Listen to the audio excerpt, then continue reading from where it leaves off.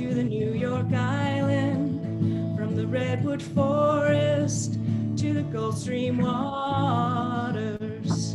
This land was made for you and me. As I was walking that ribbon of highway, I saw above me that endless skyway. I saw below me that golden valley. This land was made for you and me.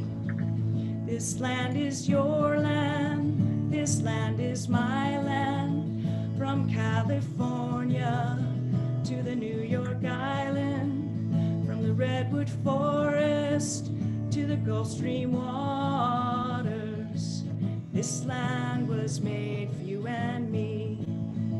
I roamed and rambled, and I followed my footsteps to the sparkling sands of her diamond deserts, and all around me a voice was sounding. This land was made for you and me. This land is your land, this land is my land, from California to the New York Island, from the redwood forest to the Gulf Stream waters. This land was made for you and me. When the sun comes shining, then I was strolling, and the wheat fields waving, and the dust clouds rolling. A voice was chanting as the fog was lifting. This land was made for you and me. This land is your land, this land is my land, from California to the New York Island, from the redwood forest to the Gulf Stream waters. This land was made for you and me. Oh, beautiful. So good. Wow, it's fun to sing along with you. Oh, yeah.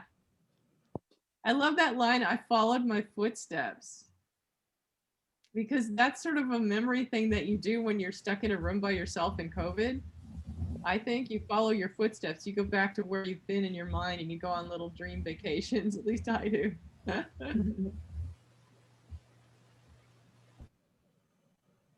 I like the image of the ribbon of highway. I always like that. Yeah, really a great song. For me in particular, it stuck out today was the fog was lifting, because it feels like that's where we're headed right now, not just in our country, but the world. The lights at the end of the tunnel, we're almost there, people. Yes. I have a feeling that New Year's is going to be quite the celebration in America this year. I'm just thinking. Thank you. A lot of good changes looking forward to. Yeah. I'm going to go get my guitar. It's downstairs. Yeah, go get that thing. Yeah. Get it. And cookies. I'm going to get cookies too. Yeah. Yay. Yummy. And more wine. Oh, nice, Julie. Yeah. It was awesome. This is the second plate of Christmas cookies that Ellen has brought me because we finished the first one. So she brought another one. Which is great. I didn't have to make any. Nice. That's the best part. When I was in Soviet Russia in 1979, they don't celebrate because all religion was illegal. They don't celebrate Christmas, but what they celebrate in a big way is New Year's. That's their big holiday thing. At least it was in Soviet Russia. I don't know what now, but when I was there, so New Year's was the thing. That and May Day, of course, was the big communist holiday, where they did the tanks down the street and the whole Young Communist League thing and the whole thing. So we got to be there on May Day in Leningrad, which was then called Leningrad.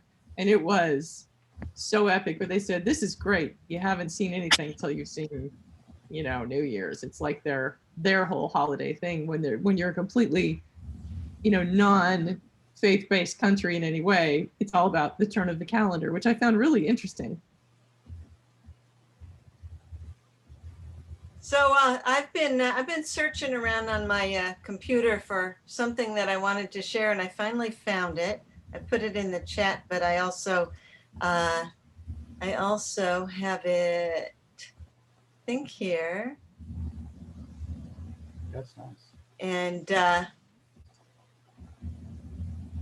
Carter, just your this sort of remind your candles, your spirit candles, just made me think of this that someone sent me recently, and I just thought it was good words. Yeah, definitely. Welcome to my world. I'm gonna try and find I have a favorite paragraph of Baron Lopez here I thought I'd find, so give me a moment too. When you say welcome to your world, Carter, I think that honestly, that's everybody's world this year. I mean, yes. I mean, yeah, and especially Carl is this week, of course, but yeah, it is the world. It's the world. The world is a world of grief and mourning right now, the whole world. And so we're all in this together in a big, big way. And so that's what's so great to see your ceremony that you've created and other people's ways of getting through it, I think.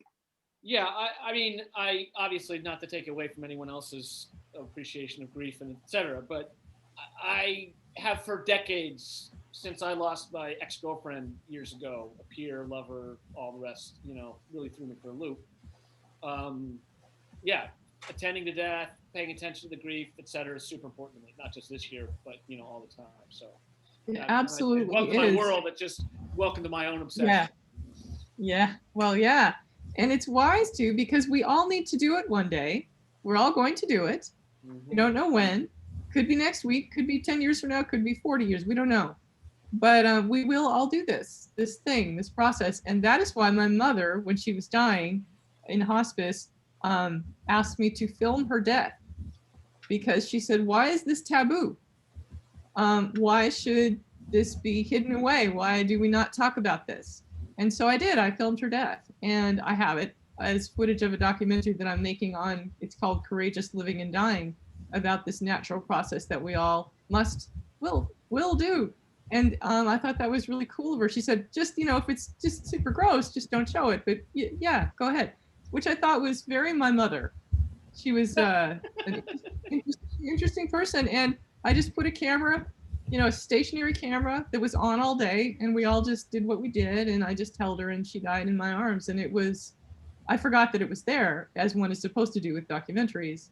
It was gorgeous. I don't know why, I think you saying that, Carter, brought that up for me, that her courage was like, this is natural, normal, part of our humanity, and not to be, hopefully not to be feared as we often do by pretending it's not real. Thought that was really profound of her. Yeah. Well, that contrasts with my own father, who, you know, when he was diagnosed with lung cancer, I stopped everything. I just spent all my time with him. I actually moved in, helped him out. But, you know, part of it was, okay, well, let's get the video camera out and record some stories. And, you know, literally the first time I tried, it's like, come on, it's not that time yet, you know? And so it's like, there's you know, and all the alternative attitudes towards death or towards chemotherapy or all the rest that I've been running with for so many circles, you know, like, unless your own family is also of that mindset, it's really hard to not just go with what everyone sort of like rolls along with. It was. Well, denial is a very human thing that saves us from a lot of grief, yes. but it also puts things off sometimes that could be addressed. Yep. I always have a hard time finding this one passage.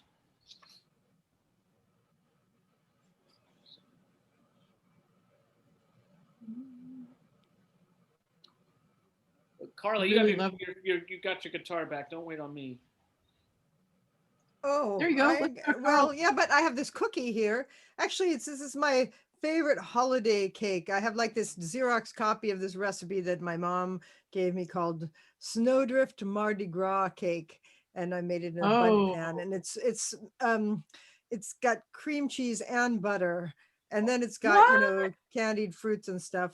I should like share this recipe with you guys because it's just and in the recipe it's got, you know, that kind of green and red candied fruit that what do you call it? The You know, fruit that cake candied stuff? fruit. Yeah. And And we that adds a special flavor to it, but I didn't have that, so I used like lemon rind that I had kind of candied before as a side to elderflower syrup that I made. Then the lemons were in there, and then I took them out and drained them and just dried them, and then it has some dates and nuts and stuff in it.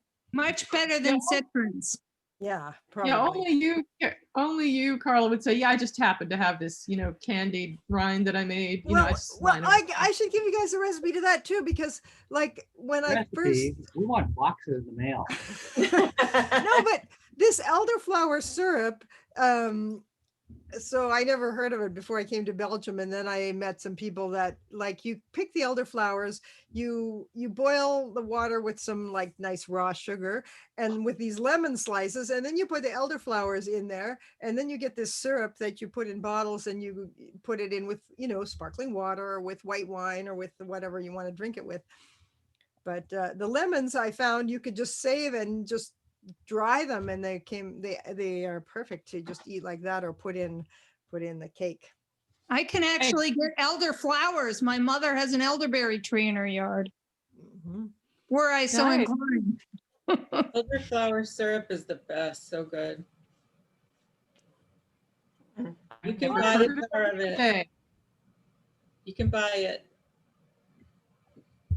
Finding it well. sounds better. I'm just impressed with Carla's always make it yourself whole lifestyle that she got from her parents and then improved on. It's incredible. Yeah, but you know, come on, you guys have that too. We got that from camp too. Yes, oh, we did. let me show you the quilt that I just finished that I started cutting out like 15 years ago. Oh my gosh, that's huge. That's a big deal. So this is like a Oh, look. Oh, that's gorgeous. Very That's so nice. pretty. it's really small, but it's a miniature of a friend in Belgium got married like, well, about 18 years ago, I guess. And another friend and I decided to make her a quilt for a wedding present. So we went to like all kinds of stores and got this crazy fabric. And I decided I would make a miniature version of the quilt. It was so cool that I thought I would just make one like it. And unfortunately, this friend passed away some years ago. She got a kind of a cancer and died when her daughter was like 15. So that must have been like 3 or 4 years ago. And so anyway, it's a great memory of this friend and and we spent a month making this quilt. And like when it was finished, it was like I was so depressed. Like every day we worked on this quilt and it was so exciting, the colors and everything. And then it was finished and I was like, oh. Yeah. Really a letdown when it was finished. But anyway, but then making this and so I cut these things out, you know, at that right after we made that, and I never sewed them together until this year, thanks to confinement. Oh, great.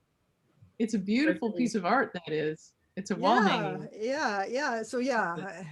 Carla, I would be exactly the opposite because I love starting projects, not finishing them. So I have a million projects that are started. I like starting. Well, I And like then Carla, never Carla, we finish. had your mom, I think, or maybe you or Karen or both are all for, you know, they had the Unfinished Projects Club. Mhm. Yeah. And I got plenty for that club. I got lots of unfinished projects. Nice. Well, you can start your own, you know, or you can come to True. ours. It's still going. Oh yeah? It's still going. How Yeah. often do you Still. meet? What? How How often? often? Do you gather? Well, usually they gather once a month. I mean, I usually don't since I'm here, but now with COVID, they don't gather at all except for with Right. Zooms, but it's, Right. but you know, this started in the 80s.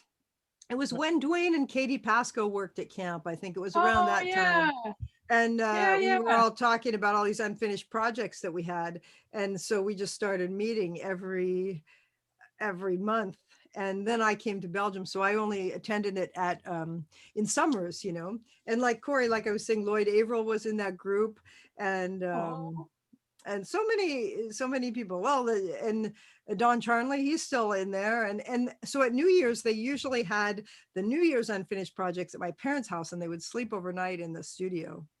And in summer, they have it at Goose Point, and then they all camp out at Goose Point on Lopez. And I suppose this will continue. You know, there's some of the people are younger, but they're all kind of getting older. Funny how that happens. Funny how that happens. Except us. Yeah. Yeah, no, we're the same. We're exactly the same as we were in the 70s and 60s. Some of us. My middle-aged belly's coming in. Yeah, we do that in my medieval reenactment group, Carla. We have Tuesday night project night, and that is let's get done the medieval garment that we're sewing for the summer. Let's get done the horn spoon that we're making. Let's get the, you know, and we do that twice a month. Now we're doing it on Zoom, but yeah, it's get the handwork done that you need to do that you always wish you had in the summer when we're doing our medieval reenactment things. It's really fun, and there's a lot of interesting geeks who reenact the medieval ages. Let me tell you. I had a flash. I love my geeks. Hopes in the You got future. it. You found it, Carter, right? I found my passage here. So this is one of Barry Lopez's most well-known, wonderful books called Arctic Dreams. I highly recommend it. And this paragraph is not only my favorite, but I mean it's kind of been instrumental in my own thinking since I read it in college as part of the North American environmental history class. And so he's talking here about standing on the sea ice. To stand at the edge of this 4-foot thick ice platform, however, is to find yourself in a rich biological crease. Species of algae grow on the bottom of the sea ice, turning it golden brown with a patchwork of life. These tiny diatoms feed zooplankton, moving through the upper layers of water in vast clouds. Underwater galaxies of copiopods, amphipods, and mysids. These, in turn, feed the streaming school of cod. The cod feed the birds and the narwhals, and also the ringed seal, which feed the polar bear, and eventually the fox. The algae at the bottom of this food chain, this food web, are called epitonic algae, the algae of the sea ice. Ring seals, ivory gulls, and other birds and mammals whose lives are ice-oriented are called pagophilic. I don't even know how to pronounce that. Pagophilic. It is the ice, however, that holds this life together. For ice-associated seals vulnerable on the beach, it is a place offshore to rest, directly over their feeding grounds. It provides algae with a surface to grow on. It shelters Arctic cod from hunting seabirds and herds of narwhal, and it shelters the narwhal from predatory orca. It is the bear's highway over the sea ice, and it gives me a place to stand on the ocean and wonder. Wow. It's so beautiful, Carter. I just love that last line. Yeah. And it gives me a place to stand on the sea ice and wonder. Just what a way to tie up the whole thing. Anyway. Good stuff. And it's mostly not here now. Well, right. Even worse, right? And the multi-year ice has been gone for a few years, really. Yep. But only in the last 10 years, we really lost most of it. Yep. Yeah, it's sad, you know.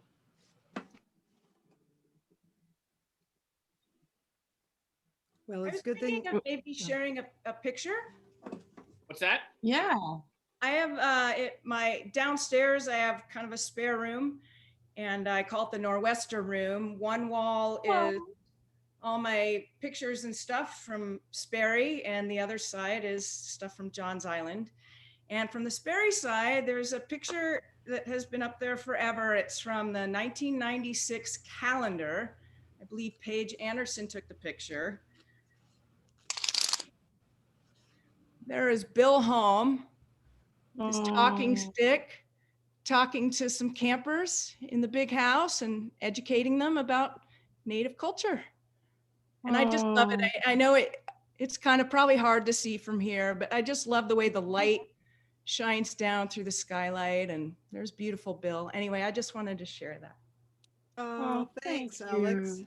That's so beautiful. Yeah, and now in the Johns Island big house, like I've got pictures of the sun coming through that smoke hole and lighting up people like Dad or others of us in there too.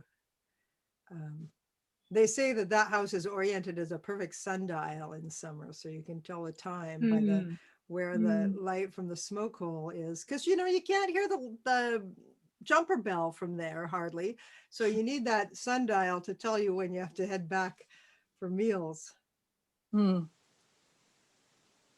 That gorgeous Bill painting behind you of the winter ceremonial is in my house too. Carla, you've seen it on the wall. I have about 10 Bill Holm paintings as all of the framed art up here. And the day that you texted me that he had just died, I just wandered through the house and just looked at all his work and just rejoiced in him. It's amazing to have his art all. I mean, they're prints, but still, they're his art all over. And I've also framed about 10 of their Christmas cards in various assemblages that I have. And of course I have the paper canoe from that feast about 20 years ago. I think it was the Nor'wester reunion. Yeah, it was a Maybe reunion. It was more than 20 50th. years ago. It was like the Yeah, I 50th think it was the reunion, 50th. Yeah, I must have been younger. And I've got this paper canoe that is, Queequatsy. And then I have a beautiful paddle from that night too. And it's just amazing to remember just how much he has contributed to my young and now old life. And you and all of you. Well, we're all very lucky, and we've all contributed to one another and been contributed to by these great people. And now it's our generation's turn to become the guiding lights for the younger generation. Yes, we have entered the time of mentoring, and that is a beautiful thing. And Julie, I see you're finishing a project there. I have a lot of projects I've started too that I haven't finished, but Well, this is a Christmas present. I didn't quite make it. That's because it's a sweater for Forrest, Katarina's boyfriend, but he's 6'5". So, so the body is like 7 inches longer and the sleeves are 4 inches longer, and I couldn't do it. I really tried, and then I just gave up. I said, Forrest won't be mad if I don't finish it by Christmas, because I just can't. So, And none of their gifts made it by Christmas, because they were going to come and then decided because of COVID not to. And I shipped the gifts, but they haven't gotten there yet. So, oh, wow. Well, I haven't finished my Christmas gifts yet, so I haven't even sent them yet, but I'm working on them. So, yeah, well, as I said, I'm still working on it. I think people understand nonlinear time pretty well this year. I got Forrest a really cool gift, but it came from Great Britain. It's musical dominoes. And instead of how in dominoes, they have the little, the 5 goes with the 5 dot and the 4 dot goes with the 4 dot. These musical dominoes have like 2 quarter notes go with a half note. And they have, different rests that, so you have to know musical notation to play dominoes. It's pretty cool. That's cool. That's a good very idea. cool. Will you show us the knitting? Sure. I'll show you the part I finished. Well, the part I finished. Let me see. It's hard to get out far enough. He's so tall. Is that seed stitch, Julie? This is, whoops, sorry. Oh, It's like it's like one of those Norwegian sweaters. Oh, This is beautiful. Beautiful. This is the coolest thing, because actually you never carry the colors. You actually slip the colors from one row to the next. So you do 2 rows of one color, slipping stitches from one row to the next, and then 2 rows of the other color, and then 2 rows of the other. So you're never carrying and twisting yarn. You're just slipping stitches, and it makes it a lot easier. Wow. It's really cool. Really pretty too. But it still works out on like a checkerboard pattern. Yeah, and because you're slipping the stitches, it actually makes it three-dimensional and bumpy, which gives it not only color, but dimension, three dimension. It's a great pattern. It's really cool. Would you hold it up again? Sure. Can I Yeah. can I see the back? That was the back. No, Well, but I think she means the reverse side of it. Oh, Right. okay. Yeah, this is the reverse side. Yeah, look at that. And then Wow. Oh. And then this is the front side. So let's see the place where it meets the needle right now. Let me show me the row that you're knitting right now. I want to see the bumpiness on the row. I'm doing the sleeves. Uh-huh. So I don't know. It's really hard to see, but That's And really cool. And what is that called? it's called a Swiss check pattern. Very nice. Nice. Yeah, it's really cool, and it's a turtleneck. And I finished Katarina's. Hers is done. Hers is shipped. But Forrest's was a little large.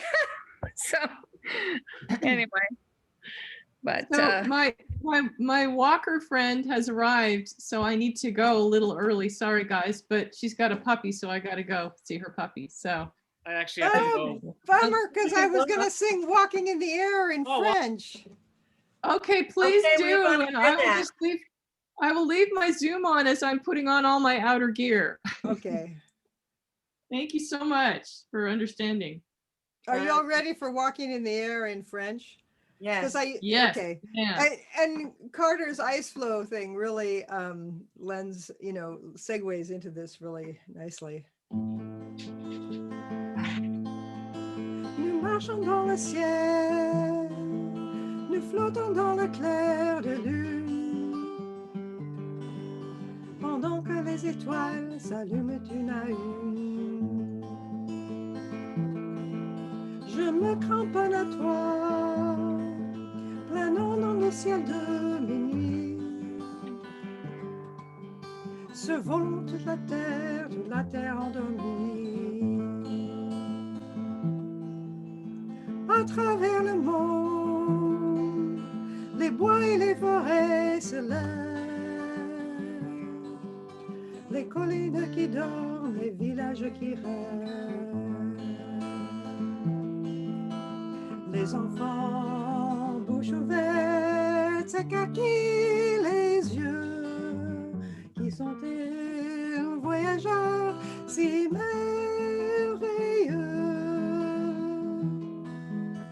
Nous glissons dans les airs, nous nageons dans le ciel glacé. Nous errons au-dessus des glaciers crevassés. Tout à coup, l'océan monstre endormi se réveille quand nous plongeons tout près de lui.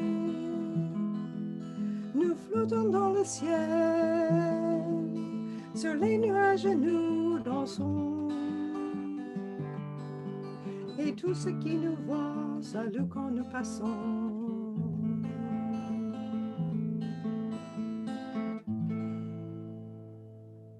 That was gorgeous. I love that. And those Beautiful. little kids. I love songs about little kids. Yeah.